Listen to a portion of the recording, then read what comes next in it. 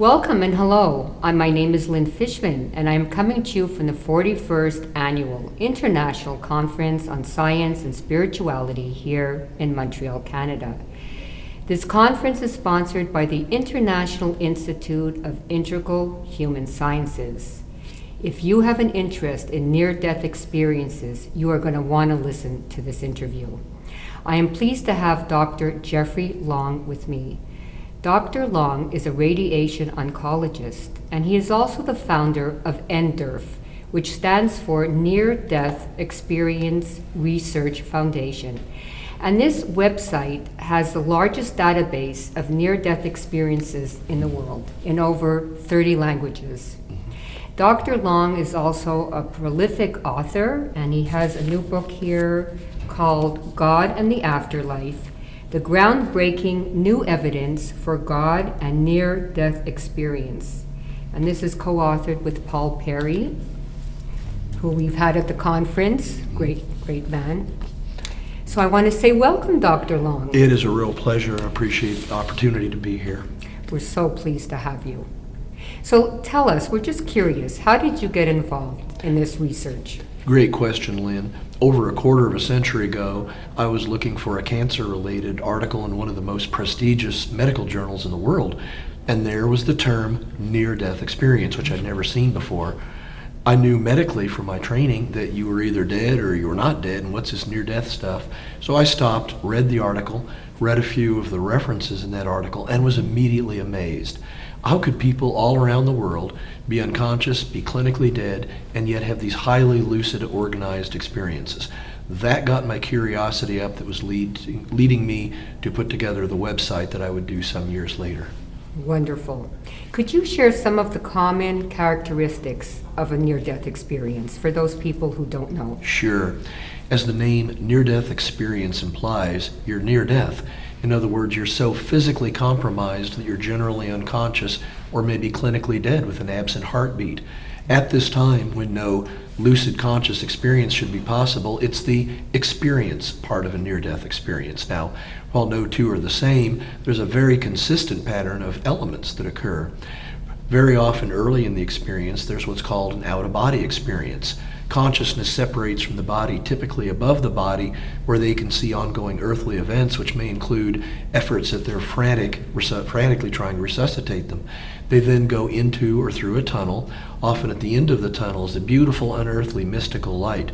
They may then pass into an unearthly, beautiful realm. It's been called heavenly realms, where there may be beautiful buildings, there may be landscapes with colors that are so beautiful they don't exist on earth. Music may be there that is so beautiful there's no earthly correlate. There may be their deceased loved ones that they knew in life, may be present there. They may have a life review, see all or a portion of their prior life. At the end of the experience, there's often a boundary, and they come up to that, and for many of them, they have to make that literal life and death decision about whether to stay in that beautiful unearthly realm or to return to that earthly body. People often wonder, do they have to be fearful of this life review? Absolutely not. In a life review, you may see part or all of your prior life, but when this occurs in near-death experiences, even if there's usually other beings around, almost never is there any external judgment. Now you, if you're a near-death experiencer, you get to see what you did, you get to have your own judgment about what you were doing, if it was loving, if it was unloving, but the judgment is all on yourself. It's not done externally. I always tell groups, fear not the life review. It's not something that you have to live and dread about. And in fact, it can be among the most positive learning experiences from the whole near-death experience, and very powerfully and positively transforming. What is the difference between a near-death experience and an out-of-body experience? A near-death experience occurs when you're so physically compromised that you're unconscious or clinically dead.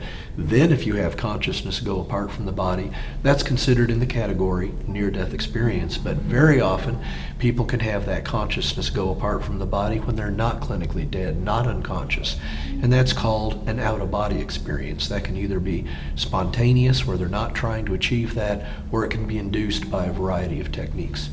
It's good to clarify that. Uh-huh. Do you know offhand what is the longest period of time someone has been clinically dead and was resuscitated right now? Great question, Lynn. As resuscitation techniques improve, that length of time is growing and growing. One of my colleagues described a patient who was clinically dead, verified medically for 45 minutes, which is amazing. With our modern resuscitation techniques, he came back and had an amazing near-death experience to share when he recovered from what nearly killed him. That's amazing. Yeah. I have some questions from our online audience. Okay. I'll share them with you. Great. Okay, my first question is, for the skeptics out there, what circumstances that either led to a near-death experience or aspects of the near-death experience itself do you feel proves that consciousness exists out of the body? Sure. I have probably the strongest 3 lines of evidence are, as we've been talking about, that out-of-body experience. When you're unconscious or clinically dead, that is medically inexplicable, and yet near-death experiencers in my study group by the scores describe seeing, hearing things far beyond their physical body and far beyond any possible physical sensory awareness. They may code in the operating room and hear and see their family talking in the hospital cafeteria. They may code in the emergency room and see vividly, and down to fine details, their spouses or other family members down in the waiting room. And when they describe what went on far from their physical body, it's almost invariably accurate down to the finest detail. That's one. Number 2, visual, highly visual near-death experiences have been described in those born totally blind. That's absolutely impossible. It's impossible for someone born totally blind to have vision, let alone when they're also unconscious. And yet, these have been reported, and that is beyond any possible medical explanation. Probably the third strongest line of evidence is the near-death experiences occurring under general anesthesia. When you code, when your heart stops, while you're under general anesthesia, it should be, if you will, doubly impossible to have a conscious experience.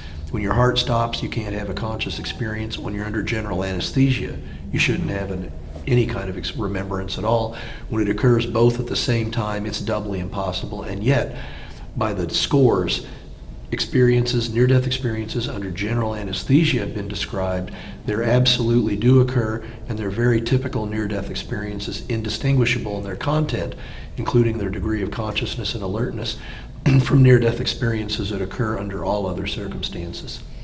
Does near-death experiences differ in children versus adults? Great question. My study group, the children were age 5 and younger, and I had 23 of these very young children, average age of 3.5 years old, and they're practically culturally a blank slate. To children that young, they almost certainly have never heard of a near-death experience. Death is an abstraction unknown and unknowable to children that young, and they almost certainly don't have well-developed cultural or religious beliefs about what happens when we die. When I studied that group, I looked at 33 elements, that is, that which occurs in near-death experiences, and in these very young children, they were identical to the elements occurring in older children and adults. No difference whatsoever in their near-death experiences. So it seems that age, lack of religious or understanding of death, lack of even understanding near-death experience doesn't seem to affect the near-death experience occurring or the content of a near-death experience when it happens. Very interesting. What is the usual age of children that report the near-death experience? How long after do they come, let's say, to your site? Yeah. How many years pass? For children as well as for other people, I've crunched the numbers for near-death experiencers as a group. It's about 20 years, so there's quite a bit of time between the experience and when they share it. Now, the good news is that there's both prospective and retrospective studies that strongly suggest that what they describe, what they remember about their near-death experience is neither embellished, means added to, or forgotten years to even decades after the experience. It seems to be a very special type of memory that people have and they don't lose sight of literally for decades later. Why do you think is that? Well, I think near-death experiences are a very completely different type of consciousness. I mean, you and I could remember things, we forget things, sometimes our memories are distorted, but very consistently we're observing in near-death experiences memory that is, for example, what a near-death experiencer might say, I'm not sure what I had for breakfast a week ago, but it is far more clear in my mind that near-death experience had happened 30 years ago, and that's typical. Okay. Well, I guess you've answered this question for the most part. One of our viewers asks, how does an NDE differ from a dream? Sure.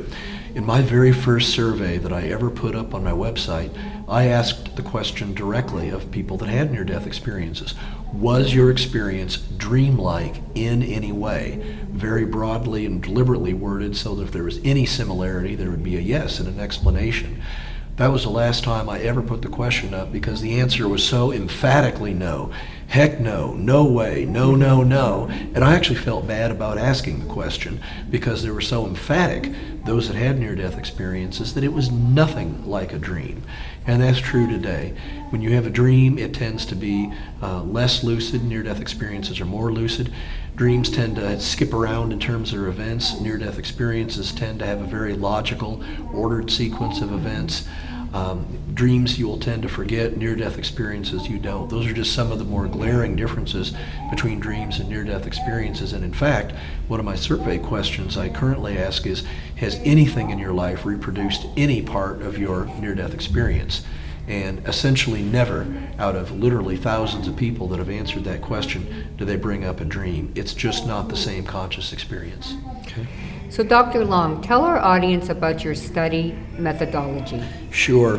I have a website called the Near-Death Experience Research Foundation, NDERF.org. It's a very popular website, about 70 to 80,000 unique visitors every month. We have portions of the website translated into 30 different languages, so it's truly an international outreach.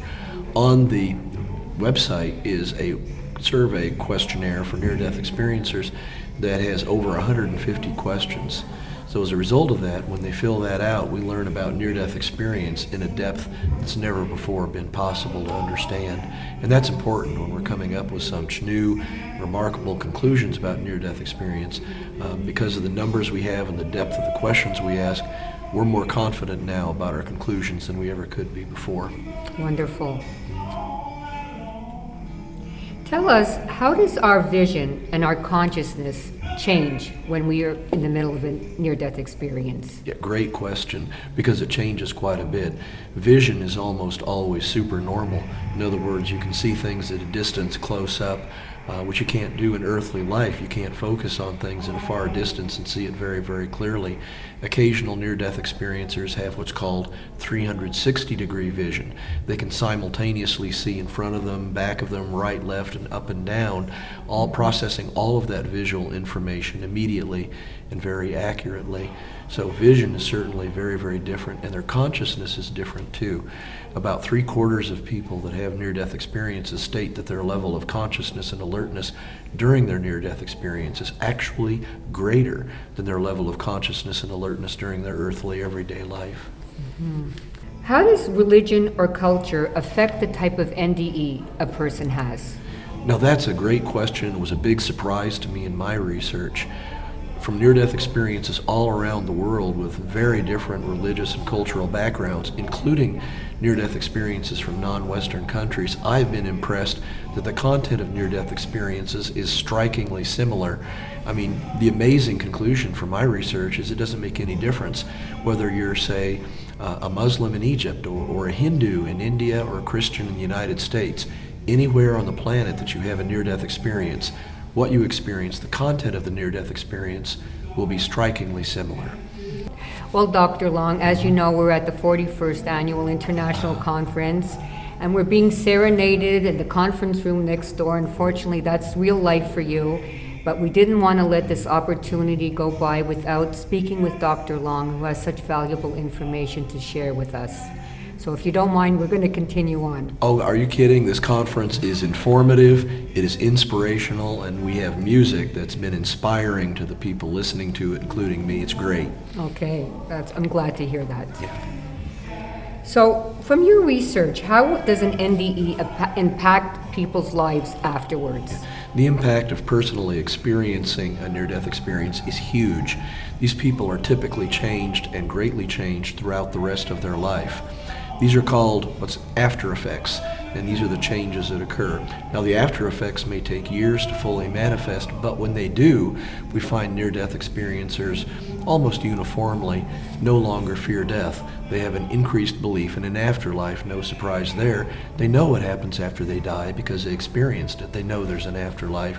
But beyond that, they tend to value loving relationships and will leave unloving relationships with their new value of importance of love. They may become less materialistic and may have to change jobs. Sometimes they'll shift into a more helping profession, such as being a physician or even a nurse. So these are all the typical kind of after effects that we see very typically, not only in my research, but the research of others. How does love play a role in this change? Love is hugely important in near-death experiences. We ask people directly as a survey question, did you get any information about love during your near-death experience? And a whopping about half of the near-death experiencers said, yes, we did. And in the narrative response that follows, it is absolutely astounding how the love that they encountered in their near-death experience, encompassing, totally forgiving, seems to be accepting for who they are and for what they are. And it's as if when they come back and are more loving people after their experience, it's almost like they brought a little bit of that heaven back to their earthly life. It's wonderful. The world needs more love. We sure do. As a nurse practitioner, and for many health professionals who are watching this, how can we help patients who are making a transition? Or even someone who is at home or in the hospital with a loved one that is in the dying process? Well, I think listen to the experts. There's the healthcare team, often the hospice workers. These are the professionals that know what to do, what not to do. They're going to have some good advice. So listen to the experts. But I think above and beyond that, in listening to this interview, I hope many of your listeners understand that death isn't the end, that there is an afterlife, a wonderful afterlife for all of us, and certainly take heart that even though it's very difficult to lose that loved one and have them die, I am convinced, based on evidence, that we're all going to be back together again someday in a very, very beautiful afterlife. And the level of comfort that you mentioned on the other side seemed to be outstanding. A great level of ease. All the so much of what we consider to be negative on earth, the pain, the misery, the uncertainty, the doubt, the fears, all of that's gone in the afterlife. What predominates there? Well, the two most common words used that people describe their near-death experience is peace and love. That's the predominant emotion in near-death experience in those unearthly heavenly realms. Okay, this is a question that was posed online, and that is the following. How is it possible to see without one's eyes or being in a body? How can we see? Right, and that's true. When near-death experiencers such as those born totally blind have highly visual near-death experiences, that answers the question directly. It's not physical eyes that involve vision with near-death experiences. Vision is very different. As we mentioned, it can be 360-degree vision. You can see things near and far away. So the vision seems to be, well, one near-death experience researcher called it mind sight, which means, and not with a physical mind that we have, but with a higher consciousness, a very different consciousness that occurs in near-death experiences that allows the closest analogy to our earthly life is vision, but it's something much, much more. Very interesting. Does this experience of a beautiful, peaceful place happen to everyone, including, and they're asking, murderers or pedophiles, people like that? That's a great question. Only about 1% of near-death experiences are highly unpleasant to the point that I would call them hellish. So they do occur, but they're very rare with that degree of rarity. Now, there's a silver lining in those very hellish, frightening near-death experiences, and that is often people that have that, when they come back and have had a chance to think about their experience, will say, hey, I had some things I needed to confront and change in my life. And that was the only way that I was going to be able to, that I was going to learn, that I was going to be able to think about that. Typically people, even people that have very frightening near-death experiences, once they've come to understand it, and of course that can take years, no longer fear that that's going to be something that's going to happen to them when they die. They embrace the fact that an afterlife is going to be loving and joyous, and they just say, this is a journey I had to go.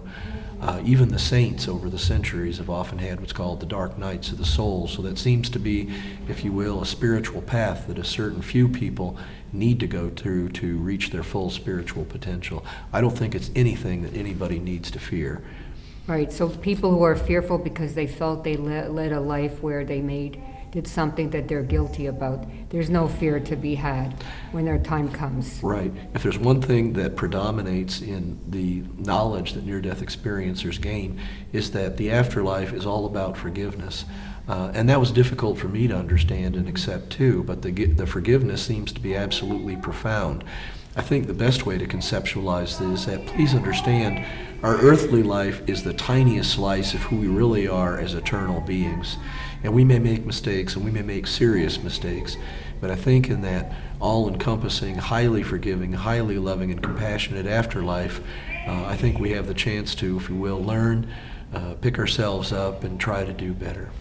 Well, Dr. Long, thank you. It was such a Been a pleasure to have you.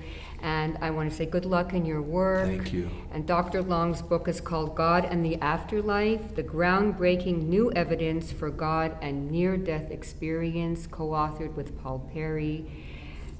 I want to say thank you to everyone here for being here. We're going to see you soon. Bye for now.